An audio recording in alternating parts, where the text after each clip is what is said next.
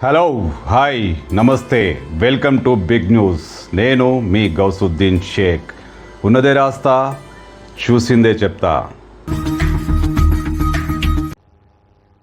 పాత్రికేయ మిత్రులకు నేను విజ్ఞప్తి చేస్తున్నా, మీరు డిఫరెన్షియేట్ చేయండి, వాళ్ళని వేరుగా కూర్చోబెట్టండి.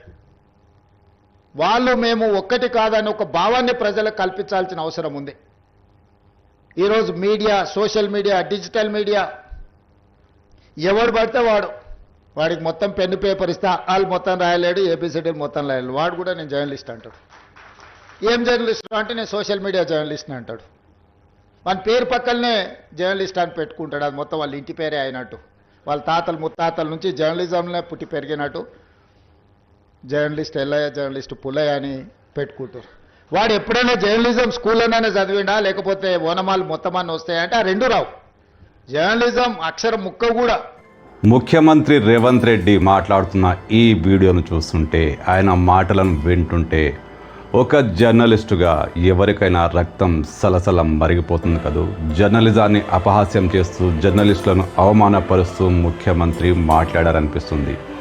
అలా మాట్లాడారు కూడా. ఇదే కారణంగా ఇప్పుడు మీడియాలో పెద్ద ఎత్తున చర్చలు కొనసాగుతున్నాయి. కొంతమంది సోషల్ మీడియాలో మరీ ముఖ్యంగా చర్చలు పెట్టుకొని మరీ ముఖ్యమంత్రి మాట్లాడిన తీరును విమర్శిస్తున్నారు, విశ్లేషిస్తున్నారు. అయితే ముఖ్యమంత్రి మాట్లాడింది తప్ప ఒప్ప, ఏది నిజం ఏది అబద్ధం, ఖచ్చితంగా దీనిపై విశ్లేషణ జరుపుకోవాల్సిన అవసరం ఉంది. ఎందుకంటే విశ్లేషించుకోవాలి. ముఖ్యమంత్రి స్థాయి మనిషి, ఒక్క పక్క రాజకీయ నాయకుడిగా ఆ వేదికపై అలా మాట్లాడడం పట్ల ఎవరికైనా అభ్యంతరం ఉంటుంది. ఒక సీనియర్ జర్నలిస్టుగా నాకు కూడా అభ్యంతరాలున్నాయి. ఖచ్చితంగా దీన్ని విశ్లేషించుకోవాలి కూడా. నేను కూడా విశ్లేషించే ప్రయత్నమే చేస్తాను. ముఖ్యమంత్రి మాట్లాడిన తీరుపై, ముఖ్యమంత్రి వ్యక్తం చేసిన అభిప్రాయంపై నాకు రెండు కోణాలు కనిపిస్తున్నాయి. ముందుగా మొదటి కోణం మాట్లాడుకుందాం. ముఖ్యమంత్రి రేవంత్ రెడ్డి ఆ వేదికపై ఒక ముఖ్యమంత్రి స్థాయిలో ఉండి, ఆ పెద్ద హోదాలో ఉండి అలా మాట్లాడాల్సింది కాదు. అలా మాట్లాడేశారు. ఎందుకు మాట్లాడారు? సోషల్ మీడియా భుజంపై తుపాకీ పెట్టి మొత్తం మీడియాను బెదిరించినట్టుగా మాట్లాడారు. సోషల్ మీడియాలైతే మరీ అవమానపరుస్తూ మాట్లాడారు. ఎస్, అలా మాట్లాడారు ఆయన. అలా ఎందుకు మాట్లాడారు? ఈ మధ్య అంటే ముఖ్యమంత్రిగా ఆయన పదవి స్వీకారం చేసినప్పటి నుంచి కూడా సోషల్ మీడియాలో ఒక వర్గం ఆయనకు వ్యతిరేకంగా పోస్టులు పెడుతూనే ఉంది, చర్చలు జరుపుతూనే ఉంది, రకరకాల కథనాలు ప్రసారం చేస్తూనే ఉంది. సహజంగా ముఖ్యమంత్రికి ఈ విషయంపై చిరెత్తి ఉండొచ్చు, అసహనానికి గురై ఉండొచ్చు. ముఖ్యమంత్రిపై కానీ, ముఖ్యమంత్రికి సంబంధించిన కాంగ్రెస్ పార్టీపై కానీ సోషల్ మీడియాలో వస్తున్న పోస్టులు ఆయనకు నచ్చి ఉండకపోవచ్చు. అంత మాత్రాన సోషల్ మీడియా మొత్తాన్ని ఏకిపారేస్తూ ఆయన మాట్లాడాల్సిన అవసరం ఎంత మాత్రం లేదు. ఎందుకంటే కాంగ్రెస్ పార్టీ తెలంగాణలో, మరీ ముఖ్యంగా సీఎం రేవంత్ రెడ్డి, ఆయన అప్పుడు పీసీసీ చీఫ్, ఆయన ఎన్నికల ప్రచారం మొత్తం సోషల్ మీడియా వేదికగా మారింది. అనేక సోషల్ మీడియా సంస్థలు, గ్రూపులు ఆయనకు అనుకూలంగా ప్రచారం చేశాయి. ముఖ్యమంత్రి మొహం కూడా చూడని వాళ్ళు, దూరంగా కూడా సీఎం రేవంత్ రెడ్డిని చూడని వాళ్ళు కూడా కాంగ్రెస్ పార్టీని అభిమానిస్తూ కాంగ్రెస్కు అనుకూలంగా సోషల్ మీడియాలో ప్రచారం చేశారు. మామూలు కార్యకర్తలు కూడా రకరకాల పోస్టులు పెడుతూ, కామెంట్లు పెడుతూ కాంగ్రెస్ పార్టీకి ప్రచారం చేశారు. సీఎం గెలిచారు. అంతవరకు బాగానే ఉంది. అయితే ఆయనను మోసిన సోషల్ మీడియాను కొంతమందిని టార్గెట్ చేస్తూ మనసులో పెట్టుకొని మొత్తం సోషల్ మీడియాను విమర్శించడం ఎవరికైనా నచ్చదు. నాకు కూడా నచ్చట్లేదు. సోషల్ మీడియా, మరి ముఖ్యంగా యూట్యూబ్ ఛానల్స్పై, డిజిటల్ మీడియాపై ఆయన తన అక్కసును వెళ్ళగక్కారు. ఇది ఎంత మాత్రం సమర్థనీయం కాదు. దీనిపై చర్చ జరగాల్సిందే. అధికారంలోకి రాకముందు ఒకలా, వచ్చిన తర్వాత ఇంకోలా మాట్లాడడం ముఖ్యమంత్రి రేవంత్ రెడ్డికే చెల్లింది. సోషల్ మీడియా మొత్తం, యూట్యూబ్ ఛానల్స్ కానీ, డిజిటల్ మీడియా కానీ అస్సలు పనికిరావన్నట్టుగా, చెత్త అన్నట్టు, వాళ్ళని చూస్తే చాచి లెంపగా కొట్టాలనిపిస్తుందట ఆయనకి. అలా మాట్లాడుతున్నారు. ఇది ఎంతవరకు సమంజసం? సోషల్ మీడియా అంతా ఆయన చెప్పినట్టే ఉందా? ఎంత మాత్రం లేదు. సోషల్ మీడియాలో చాలామంది జర్నలిస్టులు యూట్యూబ్ ఛానల్స్ నడిపిస్తున్నారు. వివిధ సంస్థల్లో పనిచేసి, పెద్ద పెద్ద సంస్థల్లో పనిచేసి ఇప్పుడు రకరకాల కారణాల వల్ల బయటికి వచ్చిన అనేక మంది సీనియర్ జర్నలిస్టులు యూట్యూబ్ ఛానల్స్ పెట్టుకొని తమ జర్నలిజాన్ని చచ్చిపోలేకుండా అలా కాపాడుకుంటూ రకరకాల కథనాలు ప్రసారం చేస్తున్నారు. వీళ్ళందరినీ ఒకే ఘాటిన కట్టేస్తారా? వీళ్ళు జర్నలిస్టులే కారా? అసలు సోషల్ మీడియాలో జర్నలిస్టులే లేరా? చదువుకున్న వాళ్ళే లేరా? అక్షరం ముక్క రాని వాళ్ళు అంతా ఒకటేనా? అక్షరం కూడా రాని వాళ్ళు జర్నలిస్టులుగా ఇప్పుడు చలామణి అవుతున్నారా? ముఖ్యమంత్రి రేవంత్ రెడ్డి చెప్పింది అదే. సోషల్ మీడియాలో, డిజిటల్ మీడియాలో పొట్టకొస్తే అక్షరం ముక్క రాదన్నట్టు ముఖ్యమంత్రి రేవంత్ రెడ్డి మాట్లాడారు. ఇది పూర్తిగా అబద్ధం. అనేక మంది సీనియర్ జర్నలిస్టులు నడిపిస్తున్న యూట్యూబ్ ఛానల్స్ని ముఖ్యమంత్రి కూడా నమ్ముకున్నారు. వాళ్ళ ద్వారా ప్రచారం చేయించుకున్నారు. దాదాపు అన్ని పార్టీలు అదే చేస్తున్నాయి. యూట్యూబ్ ప్రచారాల ద్వారా, యూట్యూబ్ కార్యక్రమాల ద్వారా, సోషల్ మీడియా కార్యక్రమాల ద్వారా ముఖ్యమంత్రి బాగా ఫేమస్ అయ్యారు. అది కాదనని విషయం. బీఆర్ఎస్ నేతలు కూడా తమకు యూట్యూబ్ ఛానల్స్ లేకపోవడం వల్లే ఓడిపోయామని గతంలో పదే పదే చెప్పిన విషయాన్ని గుర్తుంచుకోవాలి. అంటే సోషల్ మీడియా ముఖ్యమంత్రికి అంతగా హెల్ప్ చేసింది. ఎవరో 4-5 ఛానల్స్ ఆయనకు వ్యతిరేకంగా రాస్తే, ఆయనకు సంబంధించి ప్రశ్నించొద్దా? ప్రశ్నిస్తారు ఖచ్చితంగా. ఆ ప్రశ్నలు మైండ్లో పెట్టుకొని మొత్తం సోషల్ మీడియాని ఏకీపారిస్తే, జర్నలిజాన్ని అవమానపరిస్తే అసలు ముఖ్యమంత్రికి ఇది చెల్లాలి. ఇలా ఎందుకు మాట్లాడుతున్నారో అర్థం కాని పరిస్థితి. ముఖ్యమంత్రి ఖచ్చితంగా మనసులో ఏదో పెట్టుకొని మాట్లాడుతున్నారు. కొంతమందిపై ఆయనకు కోపం ఉంటే ఉండొచ్చు, కొంతమందిపై ఆయనకు అక్కసు ఉంటే ఉండొచ్చు. ఆయనకు వ్యతిరేకంగా వార్తలు రాస్తున్నవారు కానీ, కాంగ్రెస్ పార్టీని కించపరుచు కథనాలు చేసిన వారు కానీ చేసి ఉండవచ్చు.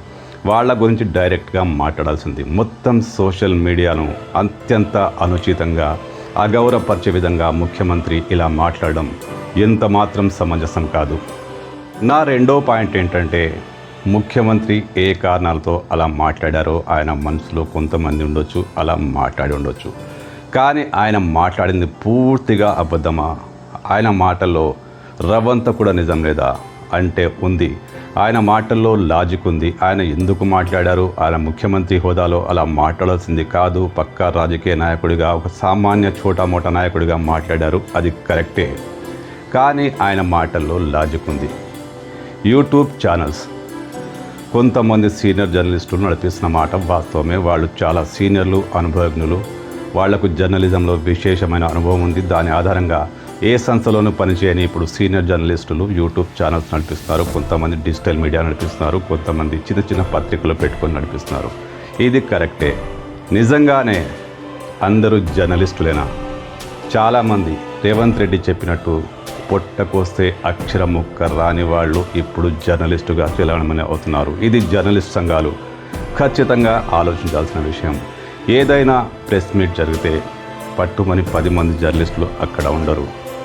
కానీ ఊరు పేరు తెలియని ఛానల్స్, వాళ్ళు ఎలా ఉంటారో తెలియని మనుషులు అక్కడ వాలిపోతారు. సీఎం కూడా ఇదే చెప్పాడు.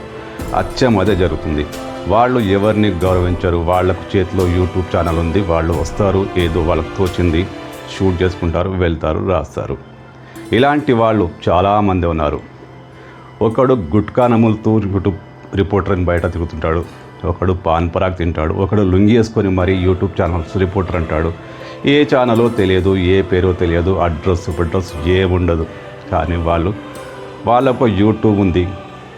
జీమెయిల్తో యూట్యూబ్ క్రియేట్ చేసుకోవచ్చు. ప్రతి ఒక్కడికి ఫోన్ ఉన్న ప్రతి ఒక్కడికి యూట్యూబ్ ఛానల్ ఉంటుంది. ఇలాంటి వాళ్ళలో పాన్ డబ్బా వాడు, సైకిల్తో రిక్షా షాపు వాడు, ఎవడు పడితే వాడు ఏదో ఒక ఆకర్షణీయమైన పేరు పెట్టుకొని యూట్యూబ్ ఛానల్స్ పెట్టుకొని తమకు తోచింది రాసేస్తున్నారు, తమకు తోచింది చెప్పేస్తున్నారు. మాట్లాడడం వస్తే చాలు ఇష్టం వచ్చినట్లు మాట్లాడేస్తారు. ఆ భాష ఈ భాష అని కాదు. ఉర్దూ ఛానల్స్, తెలుగులో ముక్కు మొహం తెలియని ఛానల్స్, ఇంగ్లీష్ ఛానల్స్లో కొన్ని, ఇలా చాలామంది వీధుల్లో జర్నలిస్టులుగా తిరుగుతూ జనాల్ని ఇబ్బంది పాలు చేస్తున్నారు, దోచుకుంటున్నారని చెప్పొచ్చు. ఎందుకంటే వీళ్ళు పక్కా దోపిడీదారులు. వీళ్లను గుర్తించాల్సిన అవసరం జర్నలిస్టు సంఘాలకు ఉంది. ఇటీవల తిరుపతిలో జర్నలిస్టులకు QR కోడ్తో గుర్తింపు కార్డు ఇచ్చారట. అలాంటి వ్యవస్థ తీసుకురావాల్సిన అవసరం ఇక్కడ కూడా ఉందేమో. ఎందుకంటే నకిలీ జర్నలిస్టుగా పేరు పొందుతూ, పేరు కాంచుతూ వీధుల్లో తిరిగే వాళ్ళు, చేతిలో గొట్టం పట్టుకొని జర్నలిస్ట్ అని చెప్పుకునేవాళ్ళు హైదరాబాద్లోను, తెలంగాణలోను చాలామంది ఉన్నారు. వీళ్ళు చేసేది దోపిడీ. ఎక్కడ బిల్డింగ్ కడుతున్నారో అక్కడికి వెళ్ళి దోచుకుంటారు, బ్లాక్మెయిల్ చేస్తారు, నల్లదందాలు చేస్తారు, అంతా వీళ్ళు చేస్తారు. వీళ్ళు నిజంగా జర్నలిస్టులు కాదు. కనీసం అక్షరం ముక్క రాయడం రాదు. ఈ విషయంలో జర్నలిస్ట్ సంఘాలు ఖచ్చితంగా ఆలోచించాలి. దీనికి ఒక ప్రాతిపదిక ఏర్పాటు చేయాల్సిన అవసరం జర్నలిస్ట్ సంఘాలు ఈ విషయాన్ని గుర్తించాలి. కనీసం ఏదైనా ఛానల్లో ఒక 2 ఏళ్ళైనా పనిచేసిన వాళ్ళు, పోనీ 5-6 నెలలు పనిచేసిన వాళ్ళు, వాళ్లకు ఆ ఛానల్ గుర్తింపు ఇచ్చి ఒక అక్రిడేషన్ కార్డు కానీ ఐడి కార్డు ఉంటే వాళ్ళు ఆ ఛానల్ వదిలేసి బయటకు వచ్చి ఛానల్ పెట్టుకున్నారు అంటే అర్థం ఉంది.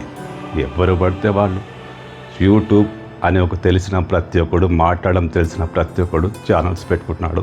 అస్సలైన జర్నలిస్టులను ఎక్కడో పడేస్తూ ముందుకు దూసుకుపోతున్నాడు. అబద్ధాలు చెబుతూ అబద్ధాలు రాస్తూ వీళ్ళు బాగా ఫేమస్ అవుతున్నారు. వీళ్ళ కారణంగా జర్నలిస్టు అని చెప్పుకోవడానికి కూడా సిగ్గేస్తుంది. ఖచ్చితంగా ఇలాంటి వారి విషయంలో ఈ జర్నలిస్టు యూనియన్లు ఖచ్చితంగా ఏదో ఒక ఆలోచన చేయాల్సిన అవసరం ఉంది. ఏదో ఒక ప్లాన్ రూపొందించాల్సిన అవసరం ఉంది. వీళ్లకు మార్గదర్శకాలు ఏర్పాటు చేయాల్సిన అవసరం ఉంది. లేకపోతే అసలైన జర్నలిజం ఎక్కడో మరుగున పడిపోతుంది. ఈ నకిలీ జర్నలిస్టులు, అక్షరం ముక్కరాని జర్నలిస్టులు, దోపిడీదారులు, దోపిడీ దొంగలు, వీళ్ళంతా జర్నలిస్టులుగా చలామణి జర్నలిజాన్ని అపహాస్యం చేస్తూనే ఉంటారు. జర్నలిజాన్ని చంపేస్తూనే ఉంటారు. ముఖ్యమంత్రి మాటల్లో ఆయన చెప్పింది వ్యతిరేకిద్దాం, ఆయన చెప్పింది ఏ లాజిక్లో మాట్లాడాడో దాన్ని పక్కన పెడితే జర్నలిస్టులుగా మనం కూడా కొంచెం ఆలోచించుకోవాల్సిన అవసరం ఉంది. ఎందుకంటే మనలో అత్యధికులు ఫేక్ జర్నలిస్టులే. ఒక ఐడి కార్డు ఉండదు, గవర్నమెంట్ కార్డు ఉండదు, కనీసం చదువు సంధ్యలు రావు, 7th పాస్ అయిన వాళ్ళు కూడా జర్నలిస్టులే. వాళ్ళకి అవగాహన ఉండదు, వాళ్ళకి మాట్లాడడం వచ్చు.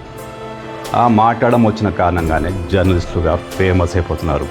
ఇలాంటి వారి విషయంలో ముఖ్యమంత్రి చెప్పినట్టుగా వర్గీకరణ చేయాల్సిన అవసరం చాలా ఉంది. జర్నలిస్ట్ సంఘాలు ఈ విషయం ఆలోచిస్తే బాగుంటుంది.